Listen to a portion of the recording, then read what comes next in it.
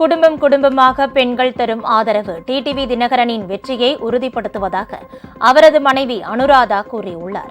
தேனி மாவட்டம் சின்னமனூரில் தனது கணவர் டிடிவி தினகரனுக்கு ஆதரவாக வீதிகளில் நடந்து சென்று வாக்கு சேகரித்த அவரை பெண்கள் திரளாக வந்து வரவேற்றனர்.